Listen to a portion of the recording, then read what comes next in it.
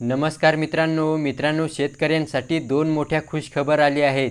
पहिली खुशखबर आहे सोयाबीन कापूस अनुदान संदर्भात आणि दुसरी खुशखबर आहे पीक विम्यासंदर्भात। तर या दोन्ही अपडेट सविस्तरपणे जाणून घेणार आहोत। व्हिडिओ शेवटपर्यंत पहा आणि चॅनल सबस्क्राइब केला नसेल तर सबस्क्राइब अवश्य करा।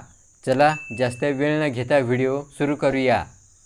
तर पहा मित्रांनो, पहिली अपडेट आहे सोयाबीन व कापूस उत्पादक शेतकऱ्यांना आता सरसकट अनुदान दिले जाणार आहे। काल या संदर्भात जी.आर. निर्गमित करून हा मोठा बदल या ठिकाणी करण्यात आला आहे।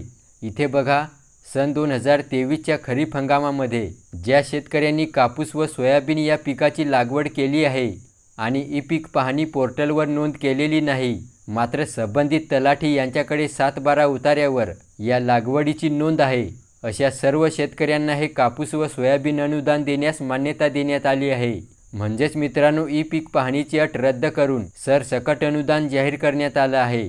त्याच्यानंतर दुसरी अपडेट आहे पहा, पुनर्रचित हवामान आधारित फळपीक विमा या योजनेअंतर्गत आंबिया बहार सन 2021-22 व 2023-24 अंतर्गत कृषी आयुक्तालयाने केलेली शिफारस विचारात घेता राज्य हिस्सा विमा हप्ता अनुदानापोटी आंबिया बहार सन 2021-22 साठी 2,79,391 रुपये व सन 2023-24 साठी 344,59,08,245 असा एकूण 344,61,87,636 रुपये इतका निधी विमा कंपन्यांना अदा करण्यास मान्यता देण्यात आली आहे।